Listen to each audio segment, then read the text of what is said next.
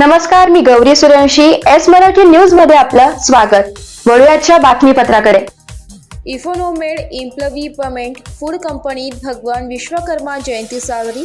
तळेगाव दिंडोरी येथील इफोनोमोड implement food कंपनीत भगवान विश्वकर्मा जयंती उत्साहात साजरी करण्यात आली आहे. यावेळी माजी केंद्रीय मंत्री डॉक्टर भारती पवार, डॉक्टर स्वामी समर्थ केंद्राचे आबासाहेब मोरे, भाजपा जिल्हाध्यक्ष सुनील बच्छाव, जिल्हा परिषदेचे माजी उपाध्यक्ष प्रकाश वडजे, भाजपा तालुकाध्यक्ष श्याम मुरकुटे आदींसह मान्यवरांच्या हस्ते भगवान विश्वकर्मांच्या प्रतिमेचे पूजन करण्यात आले.